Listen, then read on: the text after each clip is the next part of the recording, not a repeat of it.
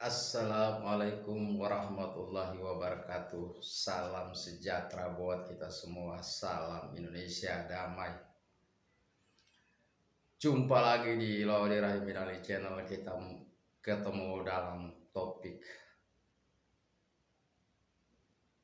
pemindahan ibu kota negara dari Jakarta ke Kalimantan Timur,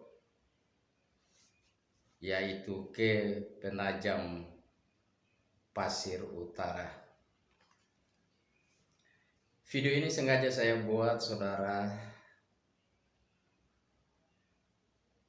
dengan satu pertimbangan sebagai anak bangsa. Secara konstitusional, saya juga ingin memberikan pandangan terkait dengan pemindahan ibu kota negara dari Jakarta ke Kalimantan Timur di Penajam Pasir Utara. Video ini adalah sekaligus kegelisahan sebagai anak bangsa yang melihat bahwa begitu penting dan mendesak sehingga ibu kota negara dari Jakarta berpindah ke Kalimantan Timur. Sebegitu pentingkah sehingga pemindahan ibu kota negara yang sudah mendapat payung hukum dari disahkan undang-undang tentang ibu kota negara oleh DPR RI yang disahkan melalui rapat paripurna DPR RI tengah malam sampai menjelang pagi. Sebegitu penting sehingga tidak ada lagi hari esok, semuanya diselesaikan menjelang pagi. Kegelisahan ini yang saya ingin turut urung rembuk.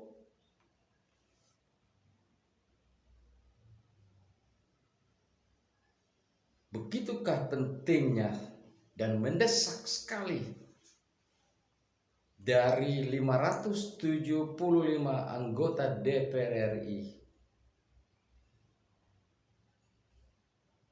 bersama pemerintah eksekutif sehingga rapat paripurna pengesahan rancangan undang-undang menjadi undang-undang ibu kota negara. Dari proses pembahasan begitu sangat cepat, bahkan rakyat, di waktu tidurnya rakyat, undang-undang ibu kota negara itu disahkan. Sebegitu pentingkah pemindahan ibu kota negara bila kita sandingkan dengan persoalan ekonomi yang akibat COVID-19 ini banyak perusahaan terpapar, banyak tenaga kerja diberhentikan, lapangan kerja susah sekali.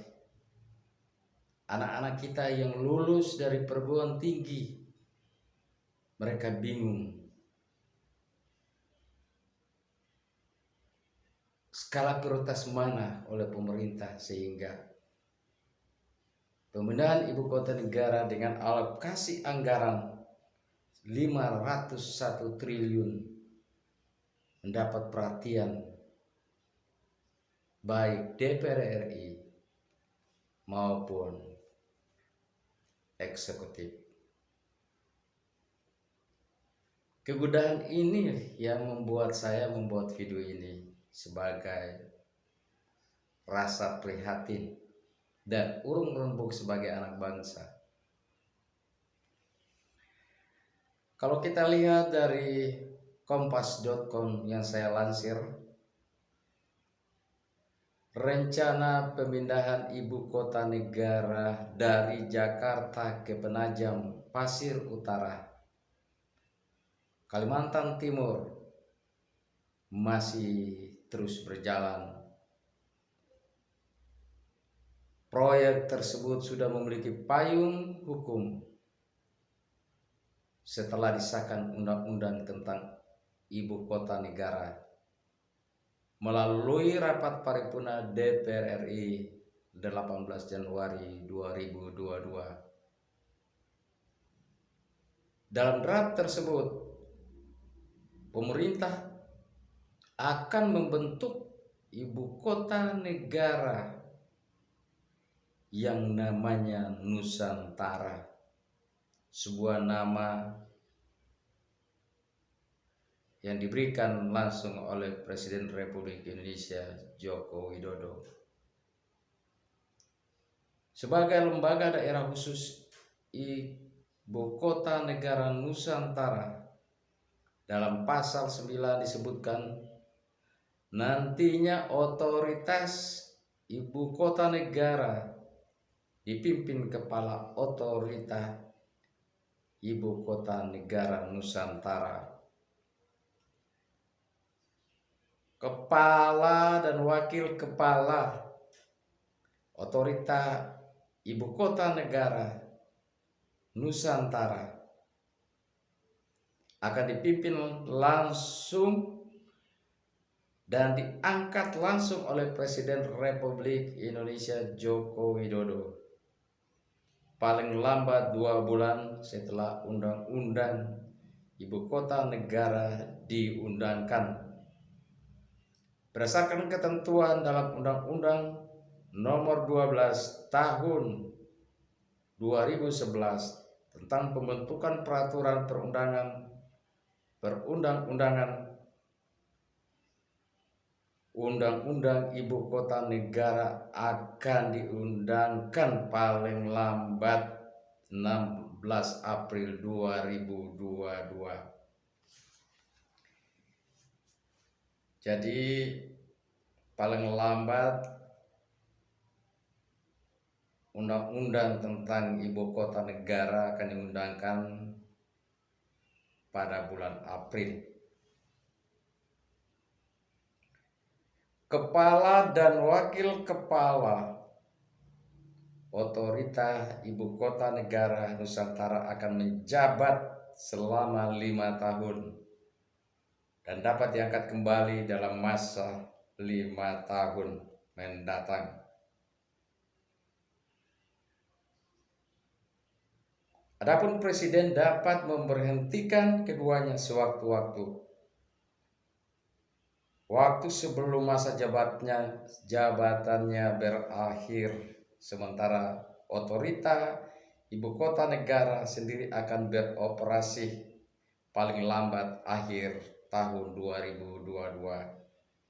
Mereka nantinya berhak menetapkan peraturan untuk menyelenggarakan pemerintah daerah khusus Ibu Kota Negara. Selain itu, otorita Ibu Kota Negara juga berhak melaksanakan kegiatan pembangunan dan pemindahan Ibu Kota Negara. Cara kerja otorita Ibu Kota Negara akan diatur oleh peraturan Presiden.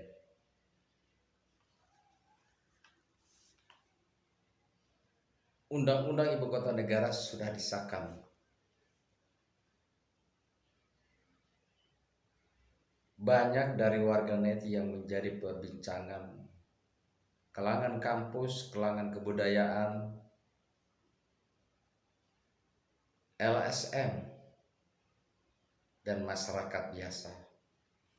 Sebegitu pentingkah dan mendesak sekali sehingga Ibu Kota Negara ini harus dipindahkan ke Kalimantan Timur, dan pembahasan undang-undang tentang Ibu Kota Negara sudah disahkan. Walaupun waktunya cukup singkat, dan menariknya setiap pembahasan undang-undang yang ada di DPR undang-undang ibu kota negara ini hanya dibahas dalam waktu yang sesingkat-singkatnya, bahkan pengesahannya pada jam-jam yang rakyat sudah tidur. Apakah undang-undang yang lain juga dibahas hal yang sama? Undang-undang tentang bagaimana kesejahteraan rakyat. Ini yang jadi persoalan kita bersama.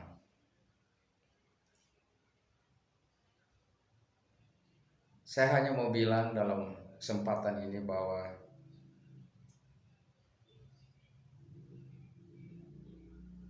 pembicaraan atau diskusi tentang pemindahan ibu kota negara ke Kalimantan Timur tidak pernah dibicarakan baik di kalangan kampus, kalangan akademis, kalangan kebudayaan, kalangan agama, kalangan profesional.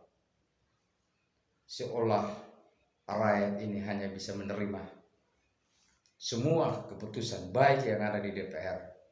575 anggota DPR, saya ingin pertanyakan nuraninya di mana? Karena ini menyangkut ibu kota negara. 501 triliun rupiah, dana yang cukup besar. Kenapa ini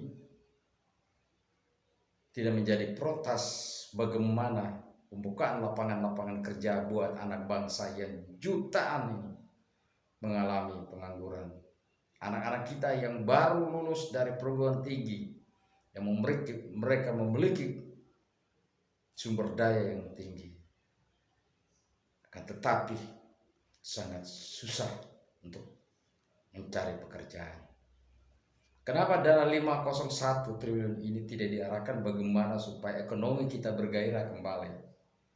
Memberikan bantuan kepada pengusaha yang tadinya usahanya terpapar, kemudian bisa bangkit.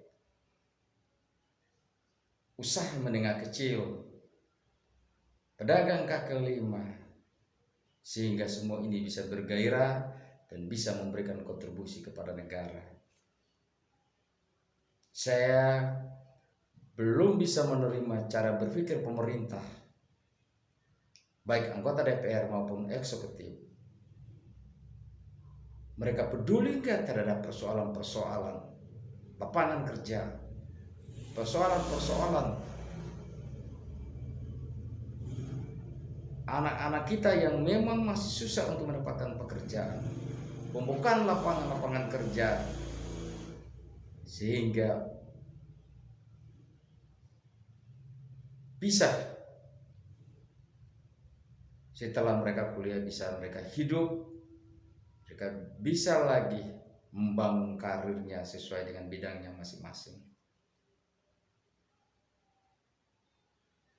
Sayangnya undang-undang sudah disahkan oleh pemerintah bersama DPR.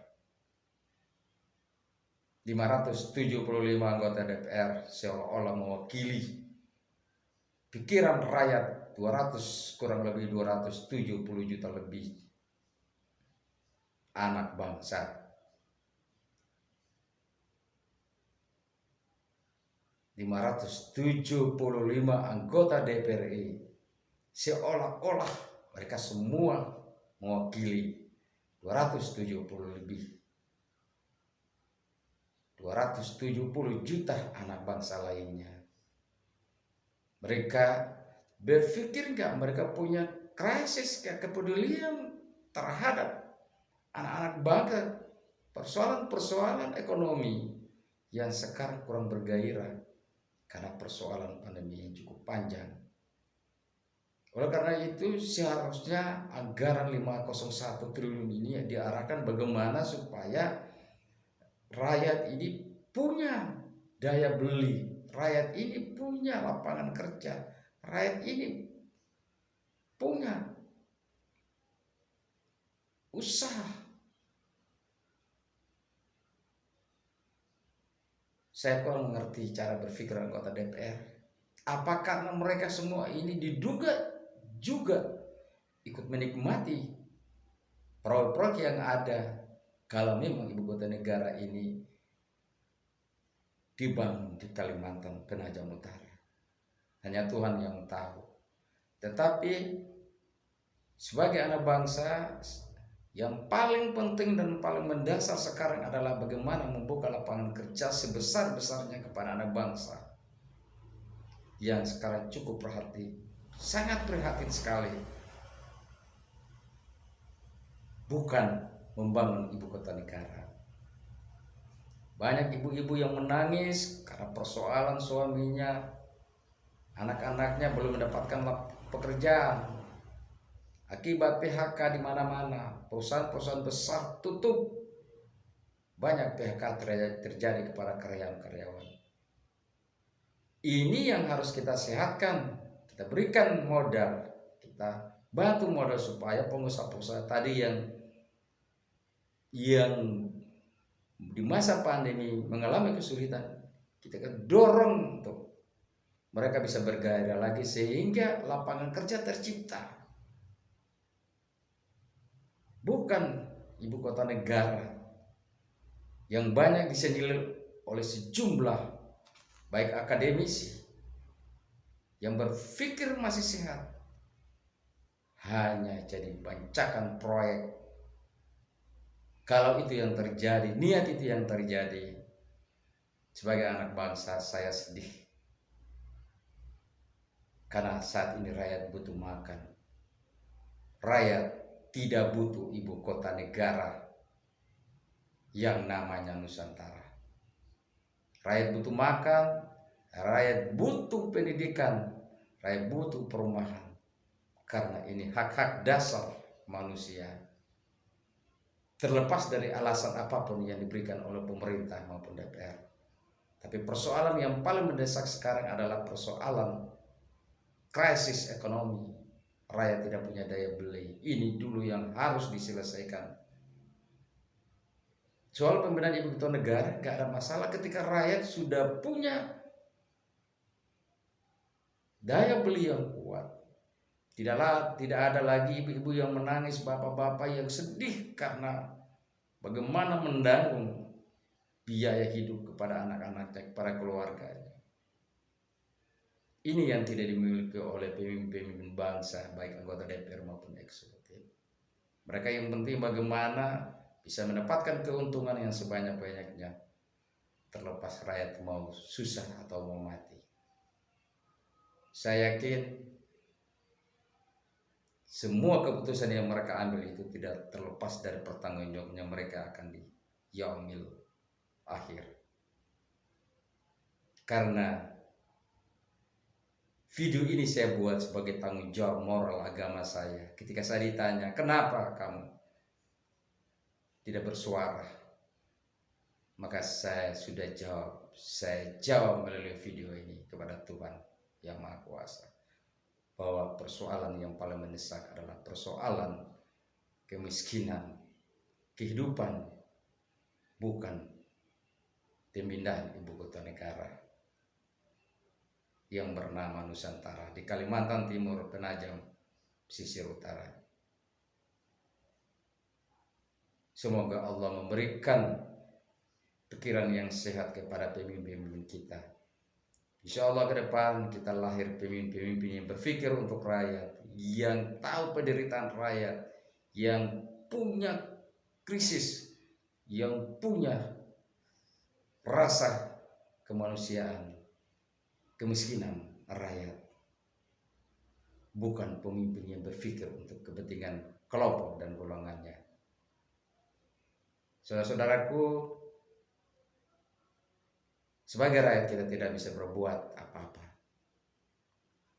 Tapi kita sandarkan kepada Tuhan yang Maha Kuasa.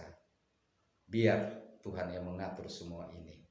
Dan mereka akan bertanggung jawab juga di hadirat Tuhan yang Maha Kuasa. Karena hari ini rakyat banyak susah dan bergelinang air mata.